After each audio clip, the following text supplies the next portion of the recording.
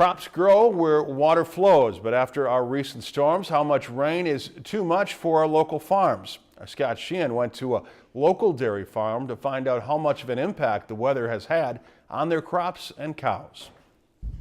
Heavy rains have caused flooding throughout Minnesota, but how much rain is too much for local farmers? B&C Dairy Farms say the biggest problem the rains have caused is delaying their schedules. They say they've had to work longer days before it rains so they can stay on schedule. Farming, it's important to get things, crops planted and things done in a timely manner to optimize their profitability on the farm. When we get late with the planting, that makes for reduced yields in the corn and reduced yields in the soybeans and less than optimal growing season. So far, the rains haven't caused too much flooding at the Fort Ripley Dairy Farm. However, more rain means muddier fields and softer ground, which makes farming more challenging.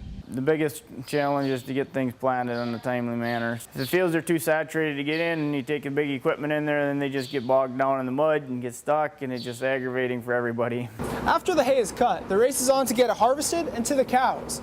The greener the hay, the more milk the cows can produce. The alfalfa gets optimal to cut just before it blooms, and when we harvest at the optimal time, the cow can digest that a lot better. It's higher in protein, and she'll typically milk more off from that higher quality feed, kind of like eating grass compared to eating stick. The rain has little effect on B&C Dairy Farm's 54 dairy cows.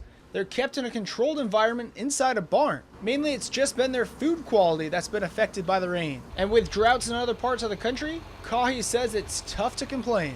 Well, as a farmer, it's really difficult to complain about the rain because the rains are necessary in order to green things up, in order to make the corn grow. Rather being a little extra water than being a drought, so the rains are a blessing. Right now, B&C Dairy Farms is hoping to catch up before the next big storm hits, so they and their cows are ready for winter. Scott Sheehan, Lakeland News.